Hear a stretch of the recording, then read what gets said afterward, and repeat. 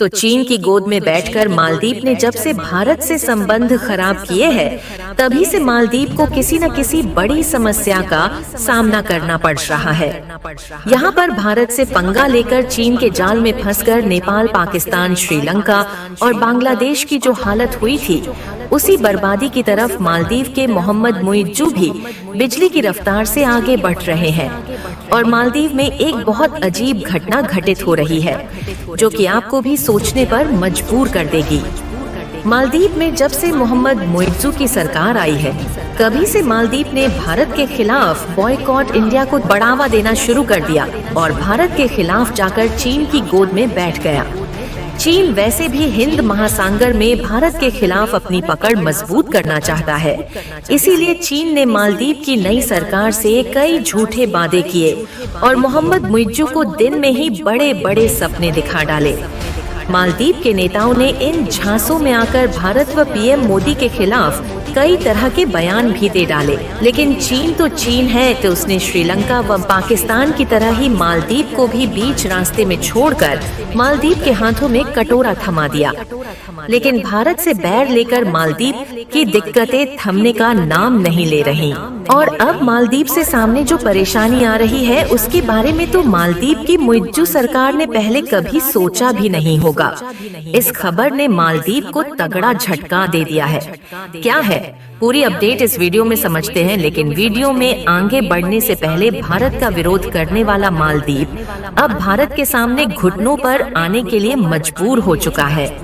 इसके लिए वीडियो को एक लाइक कर चैनल को सब्सक्राइब जरूर कर लीजिए, क्योंकि ये आपके लिए तो एक सेकंड का काम है, लेकिन इससे हमारी काफी बड़ी मदद होती है। दरअसल हाल ही में खबर निकल कर आ रही है, जिसने मालदीव की मोहम्मद मुइज्जू सरकार को तगड़ा झटका दे दिया है। आप इस खबर को देखिए। इसमें मालदीव के राष्ट्रपति ने खुद कहा है कि बांग्लादेश की तरह ही मालदीव में भी तख्ता पलट की साजिश की जा रही है, यानी कि वह मालदीव जो अभी तक भारत को उल्टा सीधा कहता आ रहा है, वही मालदीव अपने खुद के देश का शासन भी ठीक ढंग से नहीं चला पा रहा है। और बांग्लादेश की पूर्व पीएम शेख हसीना की तरह ही मोहम्मद मुइज्जू को भी देश छोड़कर भागना पड़ सकता है। आपको बता दें, मालदीव के राष्ट्रपति मोहम्मद मुइज्जू ने विपक्ष पर तख्ता पलट की साजिश का आरोप लगाया है। उन्होंने तख्ता पलट की इस साजिश में शामिल लोगों पर कानूनी कार्यवाही करने की बात कही है और इस पूरे मामले की जांच मालदीव पुलिस के द्वारा की जा रही है। दरअसल रविवार को बीएमएल यानी कि बैंक ऑफ मालदीव ने डेबिट और क्रेडिट कार्ड के लिए विदेशी मुद्रा में लेन देन बंद कर दिया था। बैंक ने गोल्ड क्रेडिट कार्ड की सीमा को भी घटाकर 100 अमेरिकी डॉलर कर दिया। इस फैसले से देश में महंगाई और आर्थिक अस्थिरता का खतरा पैदा हो गया। मालदीव के राष्ट्रपति मोहम्मद मुइज्जू को जब इसकी जानकारी हुई, तो उन्होंने तुरंत इस फैसले को वापस ले लिया। मालदीव के राष्ट्रपति मोहम्मद मुइज्जू का कहना है कि वह तख्ता पलट रोकने के लिए संविधान की हर ताकत का इस्तेमाल करेंगे। दरअसल बीएमएल एक सरकारी बैंक है। इसमें सरकारी हिस्सेदारी 62% है। बीएमएल से डायरेक्टर बोर्ड में सरकार का बहुमत नहीं है। इसमें 9 में से 4 सदस्य ही सरकार के हैं और बाकी 5 सदस्य मालदीव सरकार के द्वारा नियुक्त नहीं है। असल में सच्चाई यह है कि मालदीव की आर्थिक स्थिति इतनी ज्यादा खराब हो चुकी है कि वर्ल्ड बैंक, IMF इनको पहले ही चेतावनी दे चुके हैं, लेकिन मालदीव के वर्तमान राष्ट्रपति अपनी राजनीति चमकाने में लगे हुए हैं और वह इस सच्चाई से मुंह छुपते फिर रहे हैं।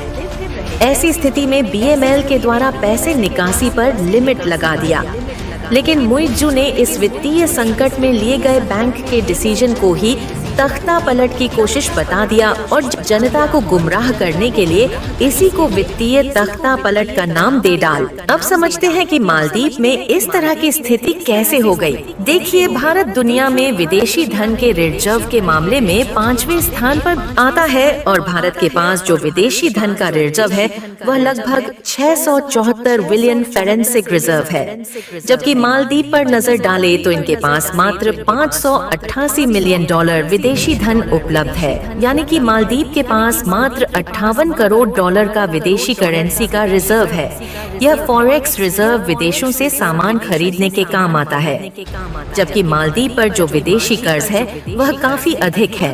लगभग 8.2 बिलियन डॉलर का इन पर कर्ज बकाया है, और जितना भी इनके पास फॉरेंसिक रिजर्व मौजूद है, लगभग वही रकम इनकी ब्याज में चली जाती है। इससे आप अंदाजा लगा सकते हैं कि मालदीव किस तरह से दिवालिया होने की तरफ बढ़ता चला जा रहा है। असल में 5 लाख की आबादी वाला मालदीव देखा जाए तो समुद्र के बीचों बीच बसा आइलैंड है, जहां पर मछलियों के अलावा अन्य फूड प्रोडक्ट बिल्कुल भी प्रोड्यूस नहीं होते, जिसके कारण वह भारत पर पूरी तरह से निर्भर है। लेकिन कुछ महीने पहले मालदीव ने चीन के बहकावे में आकर इसकी सप्लाई चेन को भी भारत के साथ पूरी तरह से तोड़ दिया था। वैसे मालदीव की अर्थव्यवस्था टूरिस्ट पर डिपेंडेंट है, लेकिन मालदीव अर्थव्यवस्था को बनाए रखने में भारत का काफी बड़ा योगदान रहा है। भारत ने मालदीव को अपना पड़ोसी समझते हुए हमेशा मालदीव का सहयोग ही किया है, लेकिन मालदीव चीन के कहने पर भारत की तरफ अपनी आंखें लाल पीली करने में लग गया, और मालदीव कुछ नेताओं ने भी भारत व पीएम मोदी को लेकर अनुचित टिप्पणी कर दी। यह भूल मालदीव को किस तरह भरी सकती है, इसका अंदाजा मालदीव को बिल्कुल भी नहीं था, और सभी भारतीय जो घूमने के लिए मालदीव जाया करते थे, उन सभी ने मालदीव की जगह दूसरे स्थान पर जाना पसंद किया। इस तरह भारत के टूरिस्ट ने भी मालदीव जाना बंद कर दिया था, जिससे मालदीव की कमाई पूरी तरह से ठप हो गई थी और वह भारत के सामने गिड़गिड़ाने लगा। और यह तो कुछ भी नहीं है, बल्कि जिस मालदीव को चीन भारत के खिलाफ अपने घेरे में लेने की कोशिश कर रहा है। इसी मालदीव के आइलैंड में समुद्र के खारे पानी को पीने लायक बनाने के लिए भारत के द्वारा कई वाटर ट्रीटमेंट प्लांट खोले गए हैं, और उन्हीं के बलबूते मालदीव की जनता और वहां पर आने वाली टूरिस्ट पानी पीते हैं। लेकिन भारत पर इतना ज्यादा निर्भर रहने के बावजूद भी मोहम्मद मुइज्जू ने सरकार में आते ही भारत से सारे संबंध खत्म करने की बात करने लगे और चीन के जाल में फंसते चले गए।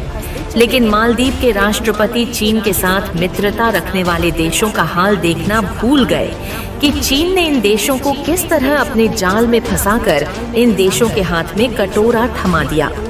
दरअसल चीन हिंद महासागर में भारत को घेरने के लिए भारत के आसपास के देशों को अपने जाल में फंसाकर वहां अपने सैन्य अड्डे बनाना चाहता है।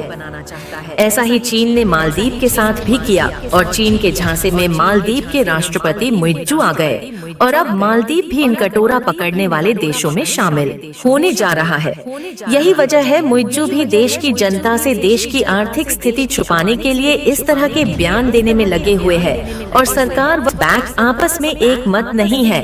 बाकी आपका इस पर क्या कुछ कहना है कि मालदीव की इस आर्थिक स्थिति का दोषी मालदीव से राष्ट्रपति मोहम्मद मुइज्जू जी है, या चीन है, या फिर मालदीव की जनता इसके लिए जिम्मेदार है? अपनी राय कमेंट में जरूर दें।